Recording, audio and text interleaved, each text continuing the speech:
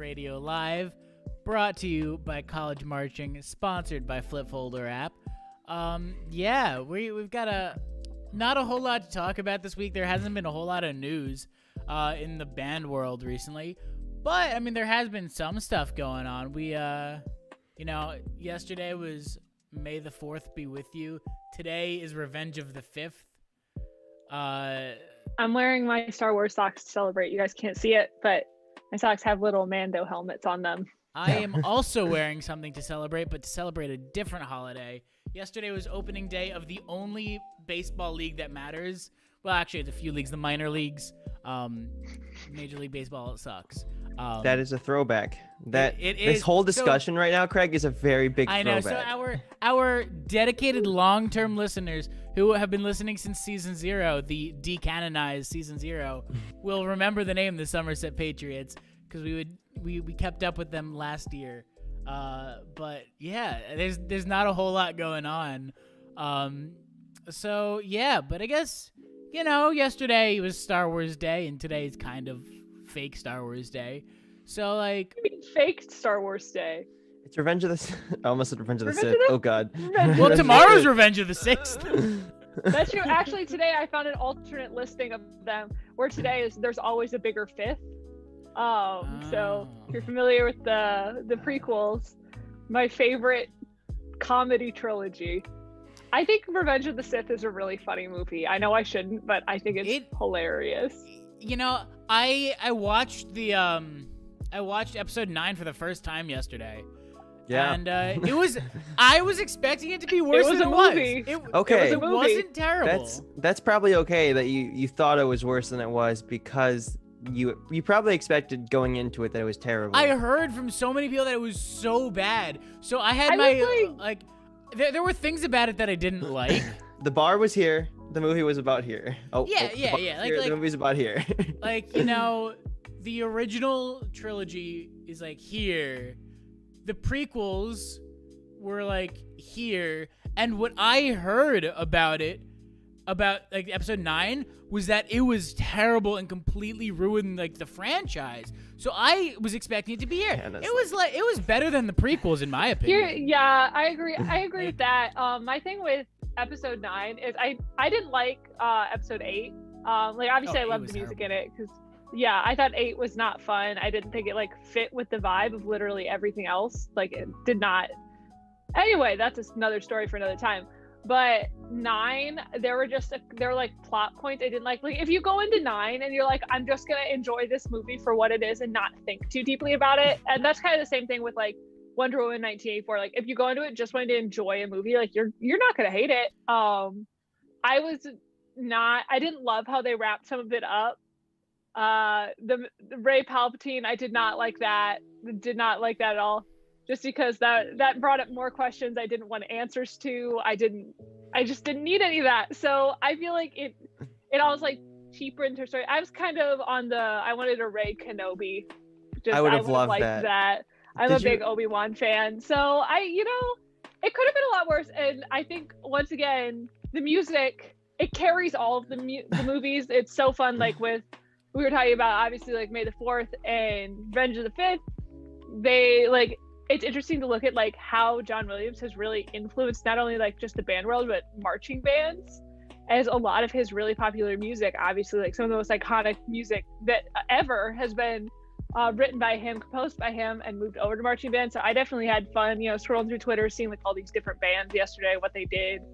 I know my freshman year we did a Star Wars ET mashup, and then this year we did Duel of the Fates, so fun stuff like that. And John Williams definitely made me want to be a trumpet player with all of his scores. Really? He made you want to be a trumpet player, not a horn player? Honestly, Hannah heard that whole part and was like, "Man, I would love to play the Here's other the thing: is when I was listening to music, I'm pretty sure I thought that the French horn part was a trumpet part, just because I didn't know. I was in 6th grade. I didn't know anything about band. Nobody in my family had ever done instrumental music. But I was like, oh yeah, I like that. That's when I wanted to play oboe, and I looked at a clarinet and I was like, that's close enough. I picked the French horn in 4th grade because I liked circles. It was my favorite shape. You could have picked the drum. Most of Yeah. them are circles. But like, even back then, I was like living by the meme, and everyone was like, "Ooh, I want to play the saxophone. I want to play the trumpet," and then I was like, "I want that one." Craig was like, bet. Yeah. I think if I had to pick a secondary instrument to learn, I would have liked to learn French horn. Just No, because you wouldn't. French horns always have, yeah, they always have cool counter melodies. Yeah, I but the actually instrument sucks. You know, I've- they have yeah, bad I've kind of played- medleys in marches. offbeats. My thing with French horn though, I don't like how like the issues with the shelves. I had a hard time with that. My The what? friend, like the shelves. The partials. Oh, you call them shelves. Yeah, that's right. Yeah, we understand. It's like I always get on the wrong. My friend. Okay, so for clarification, my roommate's a music ed major, and she had a French horn here for a lot of first semester, just because she was in high brass tech, which is hilarious because she's a trumpet player anyway. But she was like teaching us how to play French horn, and like I figured out how to play the binary sunset theme because what else am I gonna do when there's a French horn at my disposal? But it was like I'd always like adjust my lips just a tiny little bit, and then I'm like 3 notes off, and I was like it was chaotic. I like on trumpet that you'll maybe like you can feel it if you're an octave off, but if you're like 2 notes off, it's so hard to. But see, that's fix why it. horn players and thus Mellow Gang is #elite. Yeah. I don't know that I'd. We go got that small far, shells. but- Yeah. Wait, did you guys, other news, did you guys see the new lightsaber they came out with? No. Oh my goodness gracious, you're gonna be so amazed. Okay, so you know Hannah knows because she worked there, but they used to have those old you basically like make your lightsaber, right? Yeah. I had to teach kids how to do that. And they were really expensive, but apparently they have these new retractable lightsabers. Please show. Oh, I forgot my. Oh, okay, hang on. Whoa. This is gonna take me a Here, second here, because just I have. send me the link. I can put it on the screen. Guys, guess what I Okay. had when I worked for our viewers, when I did the Disney College program, I had to help kids like put theirs together. And literally my thing that I always had to say is because they're like the ones where it's like the tiered ones where you like whip it like that and it just snaps out.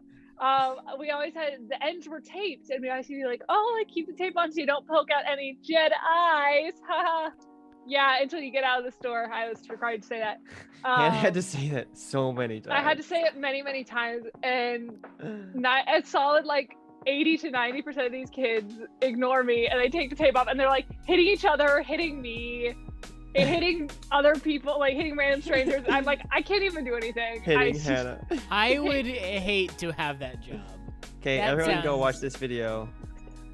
It's Alright, awesome, and it's in the focus, Zoom unlike the one I chat showed over you. here and pull this up. We did. I and will get say a this onto cool the thing right about that screen. shop though is that once again, because I worked in Tatooine Traders, it's the shop that you come out of from Star Tours, That's the button. and literally it was just a John Williams music loop all day long, and I was like, I'm living my best life. I will say, like, I think you mentioned this earlier, that his Star Wars music is probably his most iconic, and I think that is true.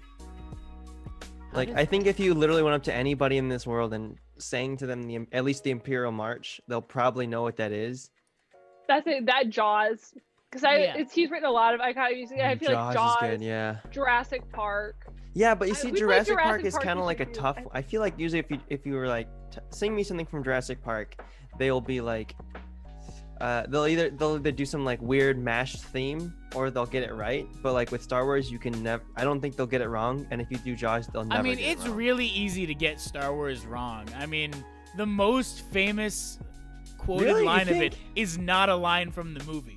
Yeah, but any of the not movies. not the line, just the music. But I don't know. It's really easy to like get something mixed up. Interesting. I'd say Okay. I'd say that all of like the major John Williams things, not only are they really easy to like catch, but it's also really easy to mix up what movies they were in. To a degree. I mean, I'm not gonna be like, oh yeah, like Schindler's List sounds like it'd be in like Star Wars. Like, not saying that, but like, I don't know, like. He just has that John Williams quality to all of his music, like Indiana That's Jones. I will say if you and listen Star to Wars and Jurassic, See it if all Indiana sounds very Jones- similar. if you listen to Indiana Jones, like the main theme or whatever that's on Spotify or the main suite, the like flowing melody line in the middle of that, it sounds almost identical to Leia's theme or Across the Stars, I think. Like it just has the same smooth, like it has the exact same quality to it. Like every time I listen to it, I'm like, there it is. It's his hallmark, but like it's cool that I like the way in his music how he balances it for so many different instruments. Like just about every instrument gets a really dope part at some part. Like in the new Star Wars trilogy, in the finale of what was the first one? The Force Awakens. There's this incredible like key change where it's literally just like trombones. I think the baritones get to lead this whole like halftime dramatic crazy thing. And I was like, dang, that makes me want to play trombone or baritone now. So he's very, very good at putting together some stuff. So I will say, if I ever played in jazz, which has, I guess if you think of like Cantina Band, but jazz isn't usually what you think of when you think of Star Wars. But we do have a really nice jazz program here. And I recently went to Jazz on the Hill, which is just playing at our outdoor like theater thing and just sit on the hill and listen. But I would definitely probably play trombone because French horn is not really a jazz instrument. I played valve trombone in my high school jazz band. I couldn't See, figure I out want the to slide. play trombone for the I slide. had a I valve need trombone. the slide. yeah, I played I played the trombone part on baritone for our jazz too, which is really fun just because I didn't have any low brass. I was a senior and I had an open block. And Gribble was like, "Hey, you'll get to have jazz band 2 days in a row if you do this." And I was like, "Okay." Now, sorry, go ahead. Yeah, go ahead.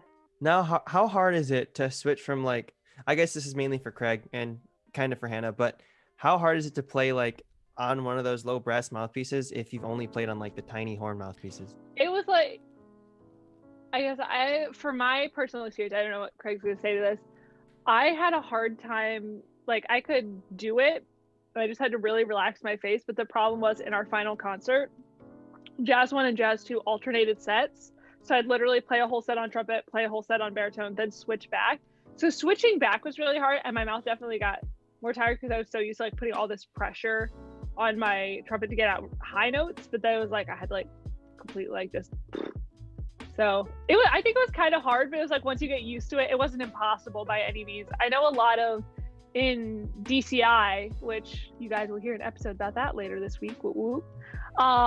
In DCI, a lot of trumpet players or other instruments will audition on baritone or like on other lower note instruments just because it's a little less competitive because there's like 5 billion trumpets in the world, but there's more space on some of the other instruments. So it's definitely doable to switch back and forth. It's just hard to get used to it, I guess, in my opinion. Yeah. And for me, when I was in the jazz band, it wasn't that bad because the director was like, you know, the rest of the trombone players are trombone players. You're not. So he gave me one of the higher parts just because I couldn't get my embouchure to drop that low. Yeah. to like do that properly. Oh yeah, that So was hard too. He gave me the second highest part. The highest part was the lead, but then I don't know. I know like horns, the second highest part is the horn 3. I don't remember if trombones are the same. I was either trombone 2 or trombone 3. I don't know how they order it, but I had my most recent concert was really interesting because we had pieces that would go up in the range, like up to like high A's and stuff, and that would be interesting because you'd have to get up there. But then I had other pieces like dispersed in between. Like I had to play 4th part on Finlandia, and that basically is the tuba part, just an octave up from the tubas. Yeah. And that was a very interesting having to switch back and forth between like playing those songs. what were you saying? And that was a good point. That was something I forgot too, Craig, is that I had a lot of problems trying to get my notes down low enough to where they were supposed to be. Like I was regularly like a full octave above where I was supposed to be on baritone. I just didn't realize it. And my director said I'd be like, "Hey, try and drop it down lower." And I was literally they didn't have any tubas or trombones or anything, so I was just the only person because they really needed somebody.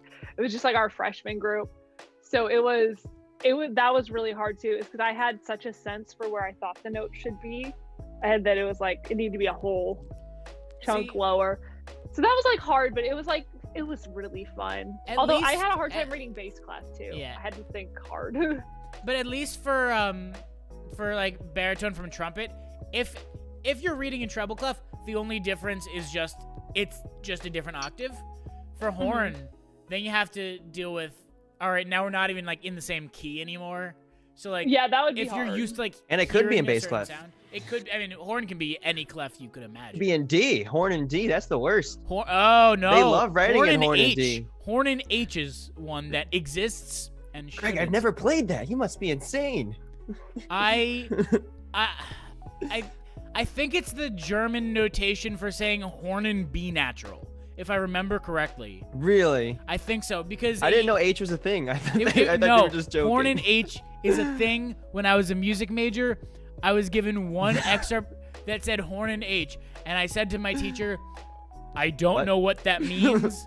That is not a note in the scale. And he said, yes, it is. You're a horn player. And I was like, well, can you tell me what it means? And he was like, it means horn and B. Because I think, if I remember what he said correctly, there used to, instead of it being B and B flat, it was like hard B and B. And B flat was B, and hard B was what is B now. So, B flat was there. H was the next letter available. I get really confused when like just there's a different key, and the fact that some professional horn players can just like switch between different keys just without even having to write all their little notes in. I think that's insane. And then it's even worse when like you're playing. I had to play an orchestra. I think it was for Dvorak Symphony 8, and I think it was horn and D. But then it dropped to bass clef, and I was just confused. I don't think I played those notes right at all. Because you're just trying to like. I'm just trying to play my treble clef notes. I have a hard time hitting those notes. Like, come on, at least. Nah. I have a hard time hitting notes when I know what the notes are, let alone when you throw a curveball at me. Yeah, no, the move for orchestras, especially if you're like not that great with transpositions, like most non-music major people are, is to just go online, and especially if it's a piece that's in the public domain, transposed first. Just find a transposed version and just use that. Yeah, I had to do actually over Christmas break this year. I did a project where I took like a 5-part like a brass quintet piece and recorded all the parts myself, and I had to transpose the French horn part. What I ended up doing is I just had to like feel the notes but not listen to the pitches, because I like would hear it in my headphones as I was recording it to make sure I was on track. But then like transposing the trombone and tuba lines, that was not the move. And not even a little bit. I would literally just like sit down with my trumpet, I would like play a note and be like, no, that doesn't sound right. Like have to go through like note by note, because I can get through transposition, but I kind of hate it. But I don't have to do it ever. Once you get going, and like once you're like a few bars in, I noticed for me, it would definitely get easier. And then you stop and then try and like pick up where you left off, and it's just gone. But yeah, like if I get on a roll, I would be okay. But yeah, it was slow going, but it was a fun challenge. Because it killed the time. I was bored during Christmas break. Do some voluntary transposition. Yeah, I don't know what else is going on. I guess it's Star Wars Day, or it was Star Wars Day. It's Star Wars week. Did you see the video? The college band radio video found on our social medias, which you can I put it in the chat, Craig. Oh yeah. Hannah, did you watch it? No, I have not yet. I'm scared my internet will crash. I put it up on the screen so all the viewers saw it. Hannah, you can watch it very delayed if you watch the live stream. But excellent. Just tune in later. But yeah, no, my very first college band show was Star Wars. That was right before. It was the September before The Force Awakens came out. That was my second college show ever. It was a space show, but we did Star Wars in that. That reminds me. Oh, sorry, Jason, go ahead. No, go ahead. I was gonna say earlier, Jason said, you don't really think of Star Wars and jazz unless it's Cantina Band. The PMB in 2019 did a jazz show, and we played Cantina Band a la Sing Sing Sing. Oh, and that's that very neat. Was such a fun. It was a very hard song to learn, because it was like somebody made a mashup of Cantina Band and Sing Sing Sing, which it seems like it wouldn't work, but it worked really well. But it was actually what we ended up doing, because that was our closer. We just did a standstill of it, but we did a choreographed dance the entire song. So if you guys check out PSC_1876 on YouTube. You can see the All That Jazz show. It was so fun. That's one of my favorite PMB memories, actually. Because part of it is we went off the field because it was the last game of the season, so we did senior recognition. And then, like, to come back on, we had to, like, whoop and, like, dance and, like, party it up or whatever. One of my friends, like, got on the ground. You can see me in the video, leapfrog over her, and then we run to our spots. So that was fun. That's what I think of when I think of jazz. I'm just like, yes, Cantina Vandellas, sing, sing, sing.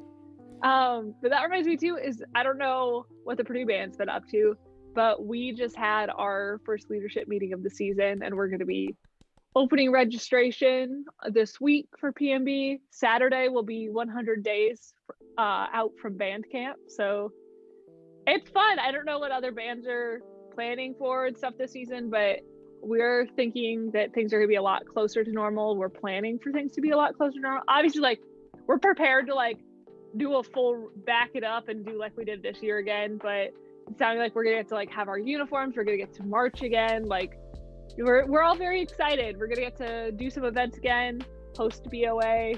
So always good things to hear. Always nice to hear that life is starting to get back and bands are starting to get back. It's been really nice to see, like, all of the things popping up on social media of all of the little rumblings from the band world starting to move the gears again, brush off the dust, and just, start to get back into it. Yeah, I know Rutgers. I think the band is going to be at the spring game on Thursday, May 20th. That's a great day for a spring game. That's a late spring game. There was a COVID pause, like, right at the beginning of spring training. So. I don't think we're going to be playing at the spring game. I want to be honest. Imagine not having band at all 4 of your spring games. Imagine having 4 spring games. Imagine having any spring games. But I just know that we are planning to do we're planning for a normal-ish season next season. Like, we don't know for sure, but right now we're planning everything as if it'll be a normal season. Yeah, it was just fun because we got to that's where we're at. Like, we get to, like, talk through our shows and stuff that we all, like, do our requests and stuff for next year. So I think we're gonna have some good shows. We found out we have a game the day before Halloween. So several years ago, the PMB, they had a game on Halloween and everybody wore Halloween costumes instead of their marching uniforms. So I'm really hoping I get to do that this year. I think that would be so fun. But you guys wore it for the game? Yeah, they got to do it for the game. Wow. Because they did, like, Time Warp. I think they did Thriller, pre-controversy with Michael Jackson, of course. They did they do This Is Halloween? I don't remember. It's all on YouTube. It was, I believe, a year or 2 before my time, so I've never gotten to do it. But somebody had a Halloween show on there. Personally, I'm hoping that Agatha All Along makes it into the show, but we'll see what happens. Yeah, I think that was my freshman year, if I'm not mistaken, because we were marching for the, I think it was the U.S. Band State Championship on that same Saturday. I'm assuming it was a Saturday game that your Halloween game was. Yeah, and then it was, everyone was, like, all excited, Halloween on a Saturday. Oh, we're going to get, like, a Halloween football game. And then we looked at the schedule, and we were like, nope, we got this high school band competition instead. That's so sad. And I remember it specifically because I shaved my beard in between. We had 2 performances, one in, like, the morning. There's, like, a morning session, afternoon, evening session, and I shaved my beard in between those. And it got really cold and windy for the second performance, and my face was really cold. So really, does a beard make your face that much warmer? It disrupts the wind, so the wind doesn't blow on your face as much. I don't have to worry about the wind. Honestly. Oh yeah, that's right. Yeah. I was like, it's because in my brain I was like, man, it's because Hannah doesn't have a beard, and I was like, wait, that doesn't make any sense. That's what I was thinking too, and I was like, wait a minute. But I do have to say, speaking of having a beard, it's really annoying when my hair, like, gets caught in, like, the scruffy part, like, man, like this, that like would suck. It's just, look at that, it's just so annoying. And I love Need to some eat ponytail soup. holders, Craig. I have some ponytails around here. I don't know. They're Craig, fun fact: if you were in the Purdue band, you wouldn't be able to have that beard, and you would have to shave. You have to shave your head, but you'd have to cut your hair. Yeah, I know, but also I'm not in the Purdue band, so Bummer. Well, You'd be in my can call it a section, too. bummer. I haven't had a haircut since January of 2020. Yeah. Wow. It's really Wait. long. It's actually not as long as I would expect. Yeah, believe it or not, when we started this whole podcast thing, Craig was had a buzz cut. No, it wasn't that short. But no, but like for people that know me, I mean, even if you don't, if you can go and look at my Instagram at Cicerota97. Wow. Follow me. Self-plug. Shameless plug. Wow. Hey, you got to get the followers. You got to Do not follow him. But follow but him. if you Just go, look at you his can see Instagram. how short my hair used to be. Also, you can see how skinnier how much skinnier it used to be. But My hair, Corona. actually, the longest my hair's ever been was during is actually right before on the podcast. Everybody got to see my hair. These live streams get longer and longer. I think the longest I got it down to like about here. That was the longest my hair's ever been, and then that was growing it out from like June 2020, because I decided to May 2020 maybe, because numbers were down. I was like, all right, it's now or never to get a haircut, and I should have got it cut shorter last year. If I would have known I was not going to get it cut for almost a year, I would have gotten it shorter. But I really like having short hair. It's very handy. I think the longest my hair's ever been was like in 5th grade. It was terrible. There's no photo Yeah, but evidence. do you have, There's like, a no little photo mullet, evidence anymore or- because it's gone. I will not say anymore, but it was much longer than it is now. I had bangs. let's Was see. it like one of those like floppy boy haircuts, or was like your bangs were like down to here? Kind of, but it was much worse. It was a I am mullet. right now I know it looking was a at mullet. It has to be. the season 1 video. Oh my god! First of all, I had such a long beard back then. I'm about to pop this up on the screen so we can see Hannah's I guess long I have to go hair. to the live show. Jason's hair is pretty much the same. Yeah. Yeah, and then love not changing. my hair was so short and my beard was so long. I don't think Alex looked any different either. No, he looks pretty much the same. But yeah, gosh, COVID is really changed us up a little bit. But yeah, I don't know what else. We're kind of Yeah, Hannah, your hair was quite long. It was. Yeah, up Craig, until, oh my god. Yeah. That was a look. That was a look. until I got it cut, it was like down to here. I was so tired of having that much hair. I do, like, for people who know me, outside of this podcast, I don't like to mess with my hair. I'm a pretty low maintenance person, so having that much hair and having to like figure out what to do with it every day, I would just put it in a ponytail. I was like, I don't even know what to do. And now it's great because it takes like 3 minutes to wash my hair. Not even. It's Could so you awesome. make like what Ray has with her hair with like those like 3 I fun things? actually, yes, I could have. I did my freshman year of college for PMB Halloween. I went as Ray. I did the 3 little buns. So it was very possible. I've always wanted to do like the little space buns, but I have not been able to figure out how to. I can't make that work. I don't know how I feel to like do I see it. those a lot. They're super cool. I just cannot figure out how to do it. I could probably look up a tutorial, Yeah, that's what I was gonna say. but my no. hair is like.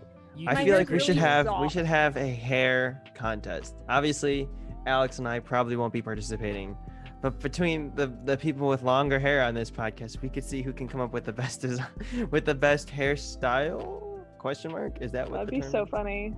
So viewers, let us know in the comments if you'd like to see me and I guess Annabelle, Savannah, Oh God, I'm Craig face off.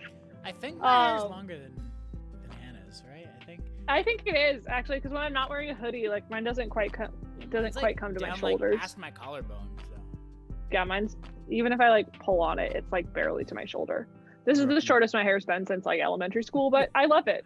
This is the don't know longest why my I hair's have been long ever. hair. So, but don't forget, smash that like button if you like hearing about our hair or not. Doesn't cost you anything to hit the button, so why Seems not? like it. But yeah, I don't know.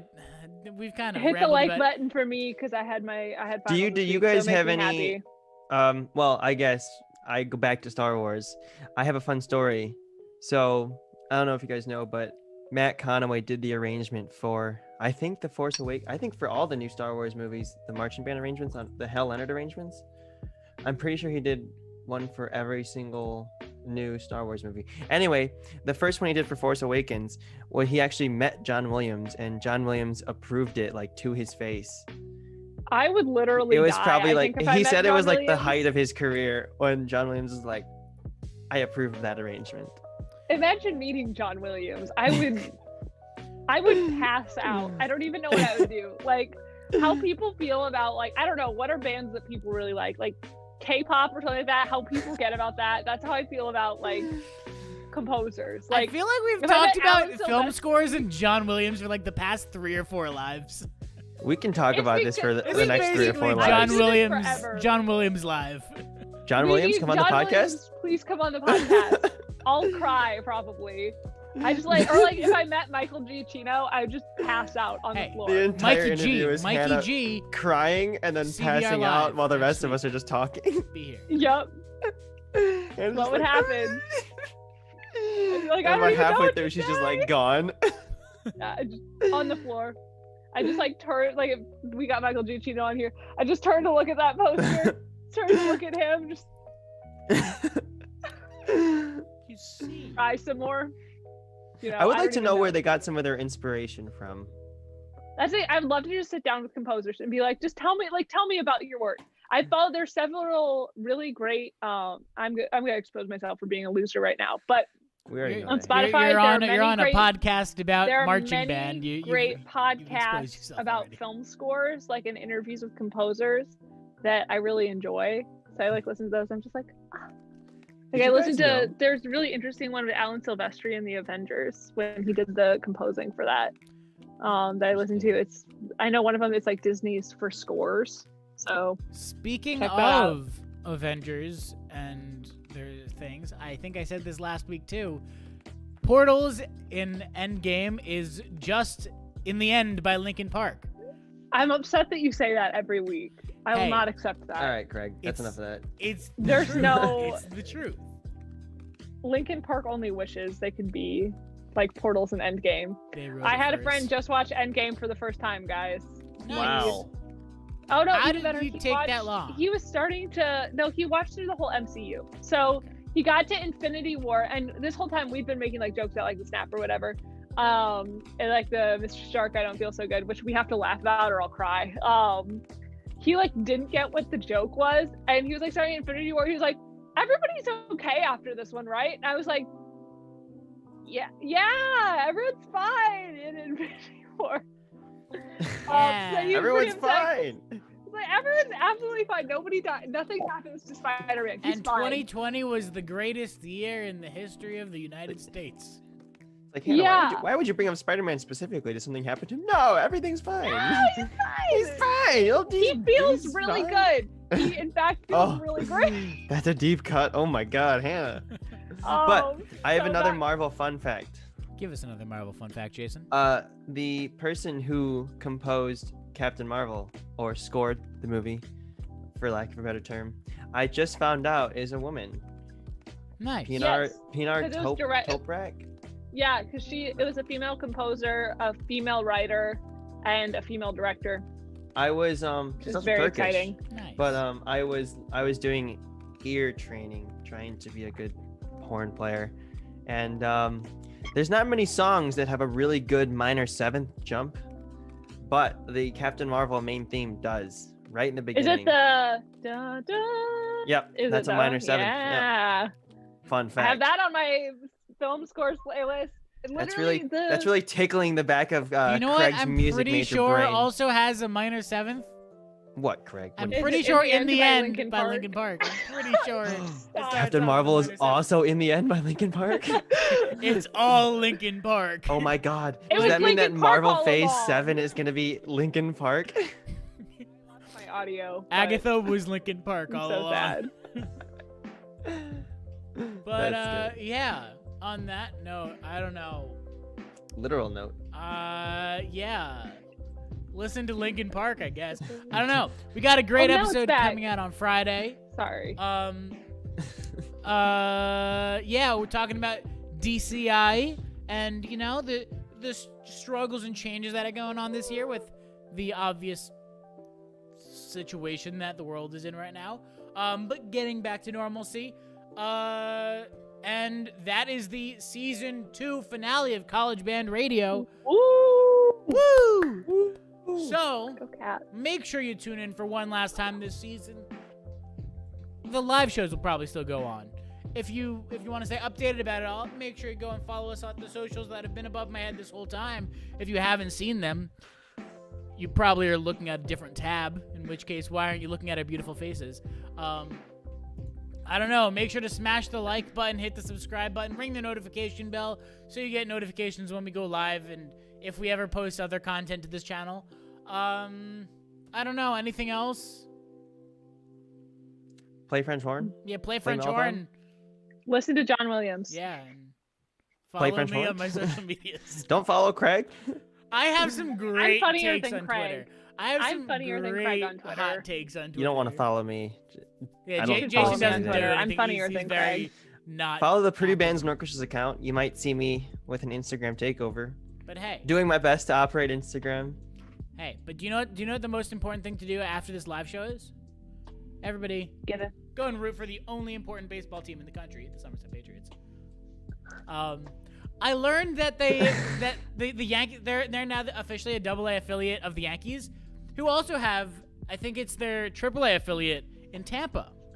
So I'm officially a fan of Tampa baseball, just not the Rays. Sorry, Alex. Wow. Oh my God. If Alex was here, jeez. Blowing up He'd the comment go section, through probably. the screen and just destroy you. Yep. Yeah, it's okay. He's not on the call, so there's nothing you can do about it. Anyway, on that note, See you guys next week. bye. All right. See ya.